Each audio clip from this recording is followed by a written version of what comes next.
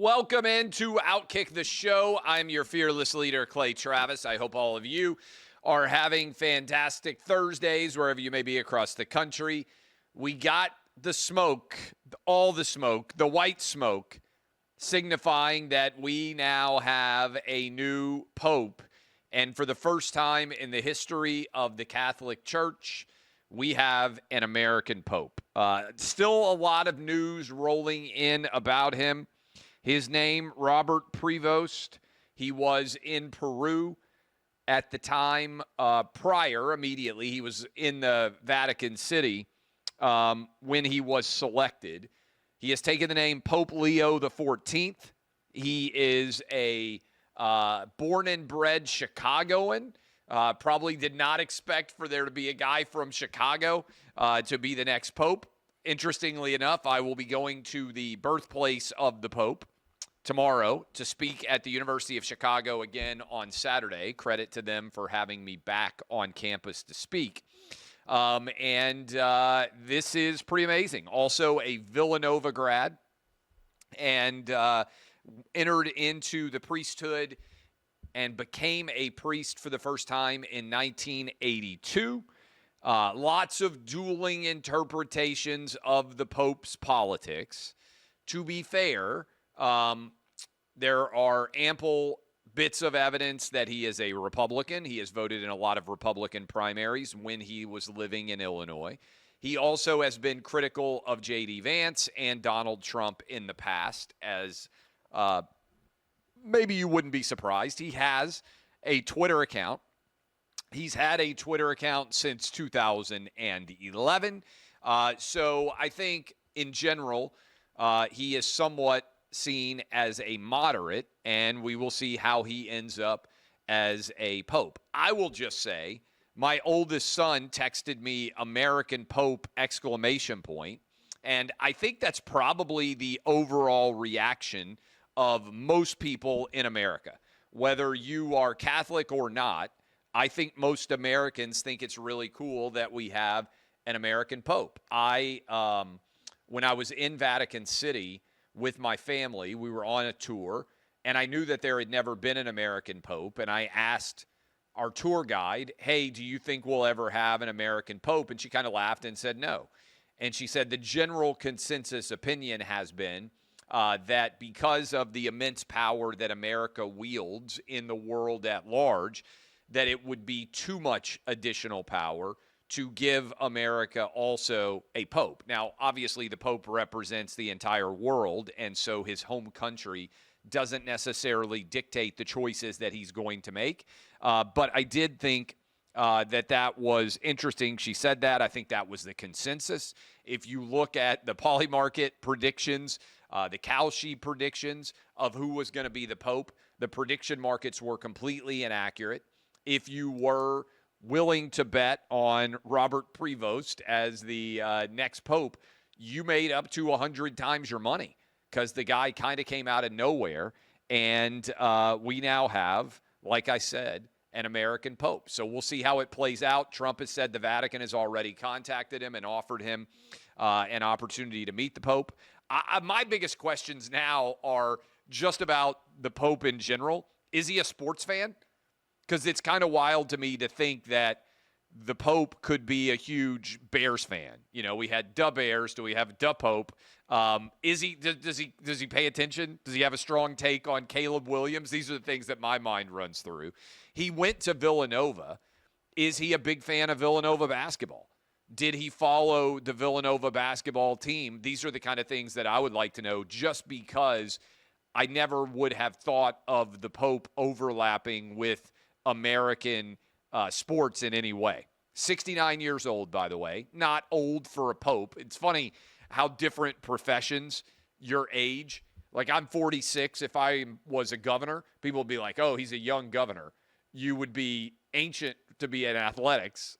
So different age ranges depending on different jobs. 69, relatively young for a pope, I think, in general. And it'll be interesting to see how he does. I wish him the best. I hope that he can have a very fortunate and fertile And fertile is probably the wrong word. Historically, quite a few popes actually were fertile, even though you were supposed to be celibate. I hope he can have a very, very fruitful reign as Pope Leo the 14th. And I happen to think it's very cool that we have an American pope.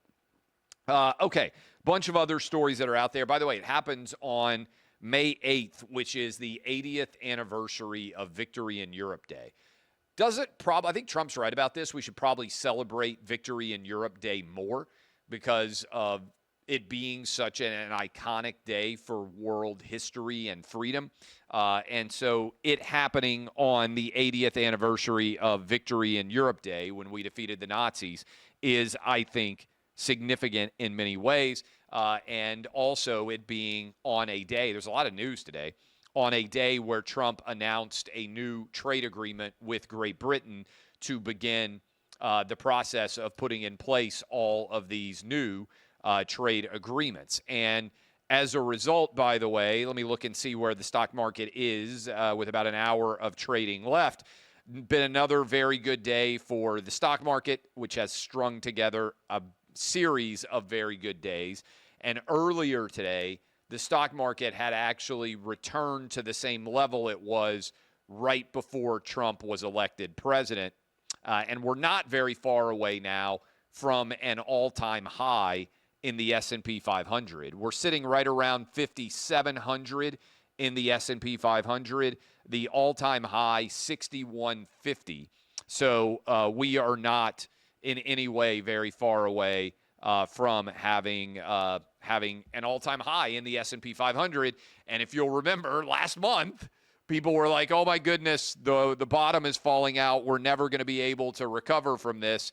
And instead, we are right back to near record highs in the stock market. So I hope you listened to me and invested for the long term and either put more money into the stock market when we had the precipitous drop in April, or at least didn't sell your stock holdings and decided to hold on, and you have ridden them back up in a substantial margin and indication now. Okay, a couple of other stories that are out there. Let me hit, I think we've got a picture. I thought this was funny last night. Tom Thibodeau is the head coach of the New York Knicks, and the Knicks came back from over 20 points for a second straight game and now are up 2-0 as they return to Madison Square Garden with an opportunity to really deliver a crippling blow to the Celtics if they can just win one of the next two games to take either a 3-0 or 3-1 series lead. And I believe we have Thibodeau. Do we have the picture of Thibodeau's hair that we can put up? Here it is. I want to give Tom Thibodeau credit. I'm not sure anybody has done more in the history of sports with fewer strands of hair than what Thibodeau is doing right now. And given we now have an American Pope who graduated from Villanova, maybe this explains the back-to-back 20-plus point wins that the Knicks have put together as the Papal Conclave has decided they need a Villanova graduate. Suddenly, the NBA team with a bunch of different Villanova players on it is having an incredible success. But I want to give credit to Thibodeau. If he's that committed to his hair, you know he's not going to quit on the team. You know he's not going to quit in any game. Those tendrils of hair fighting for their respect on his forehead are representative of the Knicks' willingness to fight to the last minute and refusal to give up. Those hair strands, delicate as they may be, Thibodeau's not giving up on them, just like he's not giving up on his team, no matter how much the deficit may be. There's a heck of a metaphor. The New York Times, there you go, run with that. We got a couple of other stories that are out there. I think we have video. Do we have video of the Columbia University protest? Columbia University, clearly Ivy League university in New York City, and there have been ongoing protests that have just been filled with tumult in many different American campuses. But Columbia has been one of the focal points, one of the fulcrums of the protest. And yesterday, inside of one of the Columbia University libraries, in the midst of finals, as kids are studying, all of these individuals storm in. So let's start with the protest video itself, and then we have also a video of the arrest. Here is the protest taking place in one of the Columbia University libraries. Let's watch.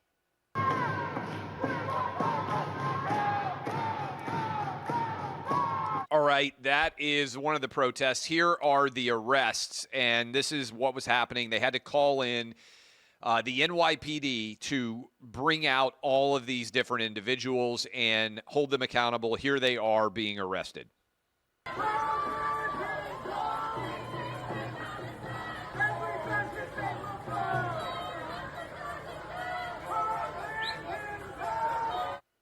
Okay, I was looking down there because to me, and I haven't seen, Adam, check and see if you've seen a tally of what the backgrounds of these respective individuals are, because to me, there's three primary groups that could be involved here.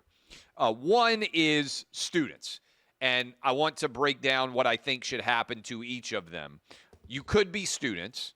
You could also be visa holders. And you could be non-students, right? I think that's a way to describe who these individuals can be. So let me explain. Students should be immediately expelled, okay? If you are a student at Columbia and you were involved in taking over this library, given that you have had ample warning that this is not going to be accepted, it is long past time to expel, in my opinion, any students on any university campus that refuse to comply with the rules, content neutral on speech that are applied. That is, you cannot camp out on a quad for an indefinite period of time to advocate for any political perspective. You cannot take over campus buildings.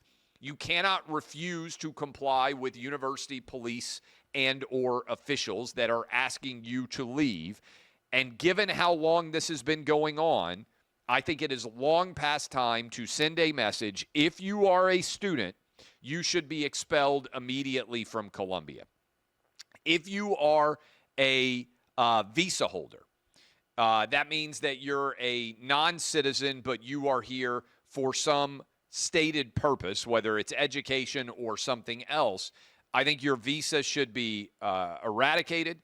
Your stay should be ended, and you should be sent out of the United States, because I believe that this behavior has invalidated the standing that you might have had to be able to stay in the United States. Finally, if you're a non-student, I think you should be prosecuted to the full extent of the law. And I'm not opposed to students and visa holders being expelled as well, being prosecuted as well. But I think the consequence for students of being kicked out of school is actually likely to be more significant and more important in terms of sending a message about behavior and what will be accepted and will not be accepted than anything else. So those are the three categories.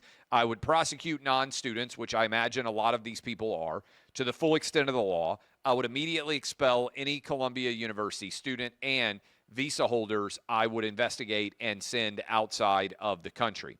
78 people arrested. Adam is looking for the tally. I think I saw that the majority of these people were women by a substantial margin, which is crazy that you would be protesting in favor of Palestine and against Israel. If you're a woman, you're basically protesting in favor of people who do not believe that you should have basic human rights. Seems like kind of a little bit of a conflict there, but that is the absolute latest. Again, this is the continued fallout of October 7th on the university campuses. We're coming up on, 18 months? Coming up on the 2-year anniversary of the October 7th terror attack in Israel by Hamas, and the fact that there are still people advocating for Palestine, cheering Hamas, attacking Jewish people, to me, is absolutely insane. Speaking of absolutely insane, Bernie Sanders was on Fox News with Brett Baer, and he was asked a question about spending $221,000 on private jet travel, and doing so while he was on his Fighting the Oligarchy tour. And Bernie did not back down, did not apologize, basically said, "Who am I to have to sit around and wait for a United Airlines flight?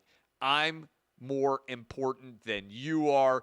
And this is his response to Brett Baer when he was asked about that. First, he tries to say Trump's to blame, but But Brett Baer pushes back and says, to be fair, and I think it's a right response, we're not dealing with Trump trying to claim that he's fighting the oligarchy on his tours and speaking engagements. But watch this. This is Brett Baer. Great question for Bernie Sanders about the $221,000 in private jet travel that he ran up. Alyssa Slotkin, senator from Michigan, she said you shouldn't be using oligarch. It's over people's head. You've gotten criticized from other people. Free Beacon says Bernie Sanders spent $221,000 on private jets fighting the oligarchy tour, paid for by friends of Bernie Sanders. That you've spent millions of dollars in campaign funds on private jet travel over the years. How do you push back on both of those things? When's the last time you saw Donald Trump during a campaign mode at National Airport? No. It doesn't. But he's also not fighting the oligarchy. No. You run a campaign and you do 3 or 4 or 5 rallies in a week. The only way you can get around to talk to 30,000 people. Think I'm going to be sitting on a waiting line at United waiting, 30,000 people are waiting? That's the only way you can get around. No apologies for that. That's what campaign travel is about. We've done it in the past. We're going to do it in the future. And you think that this is hitting a mark? You think it's scratching the itch that voters want to hear from? I think at a time when the people on top are doing phenomenally well, when seniors, working class people are struggling, people want to hear action to stand up to the people who have the wealth and the power and create an economy that works for all of us, not just the people on top. Well, Senator Sanders, I appreciate you coming on, talking about the issues, and we'll have you back. Thank you very much, Brett. Thank you. Up next, a major... Good job by Brett Baer here, but I think what it illustrates is everyone who claims that they oppose the oligarchy on the Democrat side of the aisle actually wants to live like an oligarch. I don't begrudge anybody who travels private. I sometimes travel private. I make jokes that I travel private or I often fly Southwest Airlines. But there is an advantage to flying private. I fly into a lot of football games, for instance, that are hard to reach flying privately. The difference is I've aspired to be able to afford to fly private my entire life. Most Americans aspire to be able to live like oligarchs. You want to be able to have as much success in your life as is possible. That is the entire basis of capitalism. So using the fruits of capitalism, i.e. private jet travel, to argue against the fruits of capitalism, i.e. fighting the oligarchy, is an inherent hypocrisy that should be called out.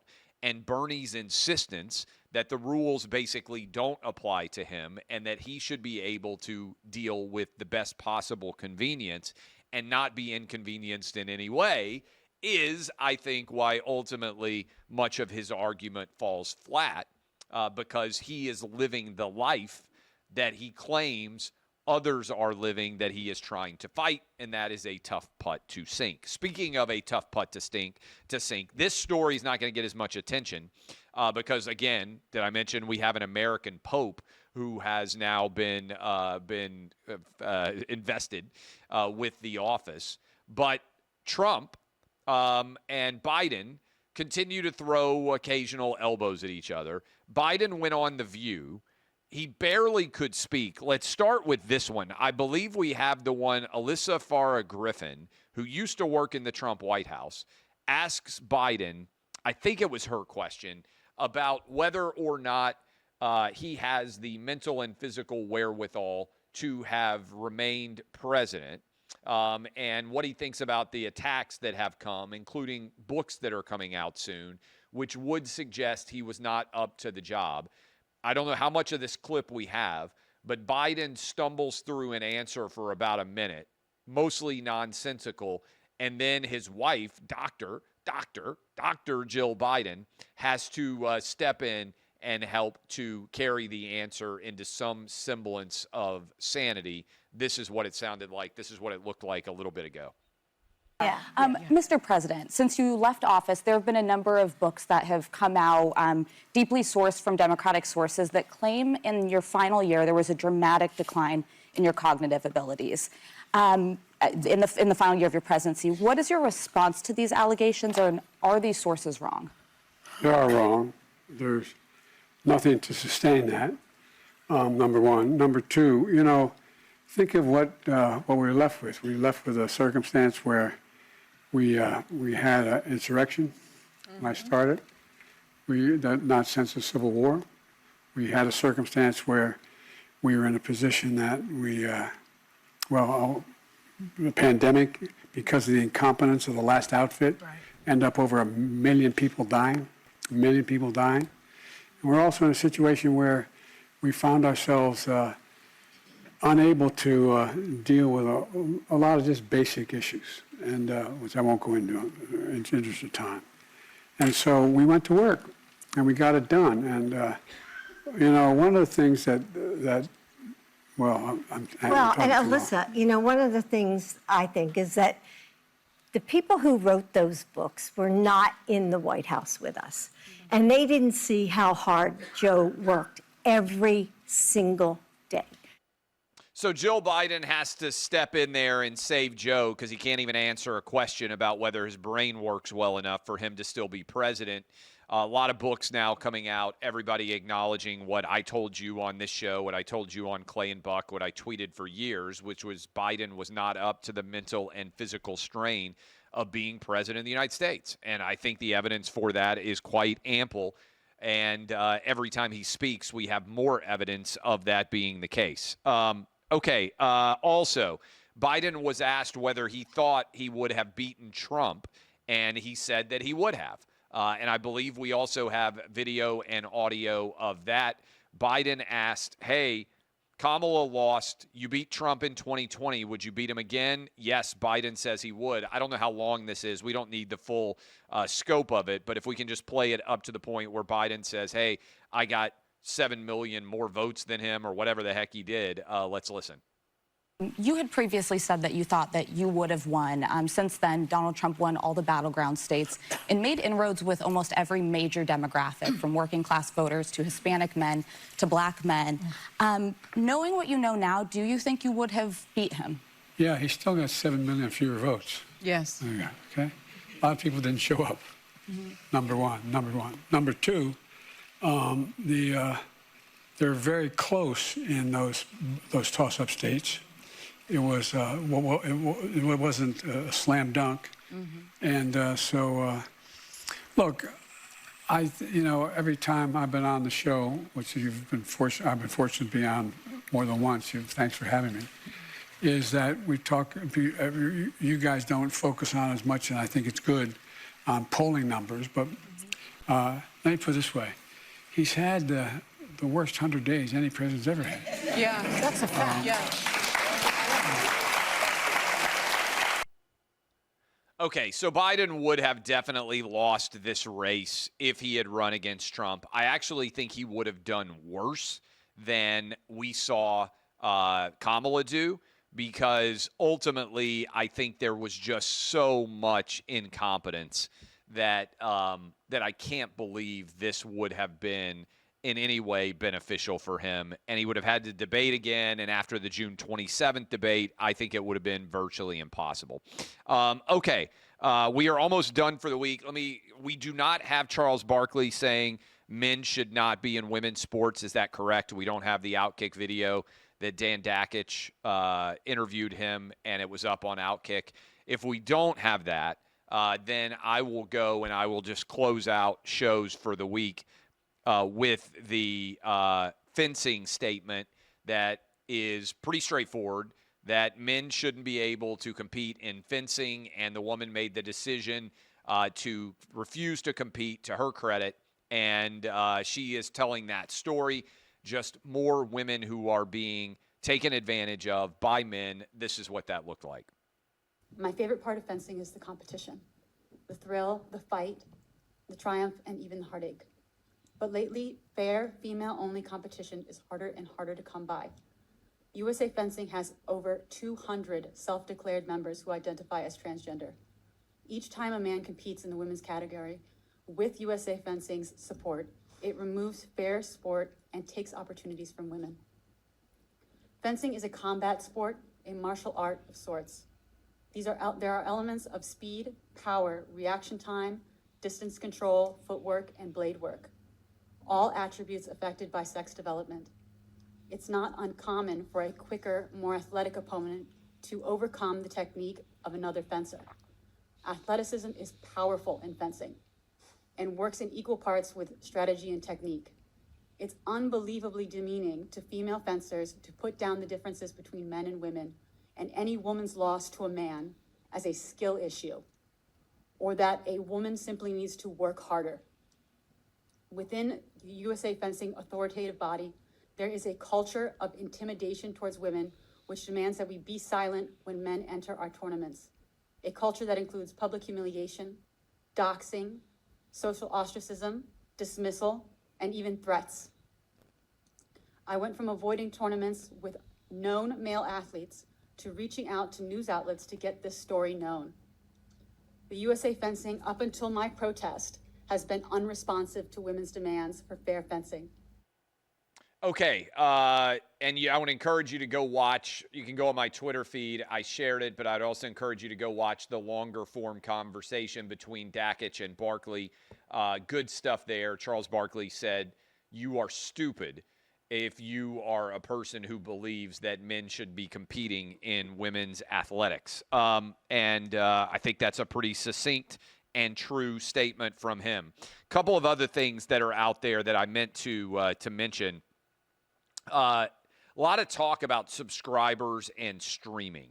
You guys know that I've focused on this. We had a Capitol Hill hearing this week, Senator Ted Cruz, on basically the difficulty of being able to watch your favorite teams because there's so many streaming services now.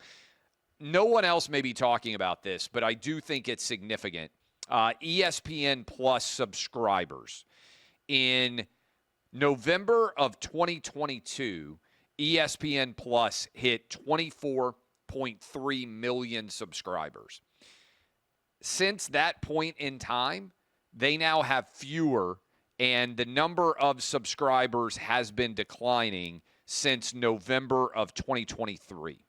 26 million subscribers for ESPN Plus. Then we're now down to 24.1 million subscribers, which is a little bit less than the number that ESPN Plus had in November of 2022. So 3 years later, the number of streaming subscribers for ESPN Plus is down. And let me just tell you this. ESPN is planning on launching a ESPN streaming network in the fall, I think late summer, early fall of this year. And they're basically going to take the ESPN programming and they're going to put it on an app, and they will add additional programming with it as well. I don't see who the market is for this. I just really don't. You don't have Major League Baseball right now from ESPN. You have a lot of NBA regular season, which the ratings data reflects nobody cares about. You have only one NFL game a week. You have a lot of college football, which I think is probably the best draw, SEC in particular, for what ESPN will be able to put on this app. But in order to get people to subscribe to the app, you're going to be telling them to leave behind the existing cable channel. And nobody answers this for me in any kind of intelligent way, and I feel like I'm the only person asking this question. Why will there not be massive amounts of churn when it comes to streaming services playing sports? Okay? I think this is going to be huge. I think the number of people out there that are going to save money if they subscribe to ESPN, they may pay in September, October, November, December, and then they bail because they love football. Or if you love the NBA and you're like, man, I can't miss the NBA playoffs, maybe you subscribe in April, May, and June, and then you're gone. The churn numbers are actually bad for many streaming services that have way more attributes and assets than the ESPN channel will offer. Lots of people, to save money, sign up, watch a bunch of shows, and then after a few months, they leave. For those of you who are around my age, the cable guy used to have you by the balls. People don't even remember this. You moved into a new apartment. You moved into a new condo. You moved into a new house. The cable guy would be like, yeah, I'll be there sometime between 8 a.m. and 6 p.m. People used to have to stay in their apartments all day, take off from work. You might have to have a friend or roommate come sit there just so you didn't miss when the cable guy showed up, because that's how difficult it was to get your wire connected and be able to get cable. And as a result, people didn't cancel cable or satellite service that often because it was a lot of effort to get the cable turned on. The churn rate, in other words, for cable or satellite, when you signed up, you tended to stay signed up for years. It's easy to turn off a streaming service. ESPN is going to have to charge hundreds of dollars a year in order to get this service out and running and make money on it. And I just don't think there's that many sports fans that are going to pay hundreds of dollars a year to subscribe. I think some people will sign up just for football season, and then I think they'll bail.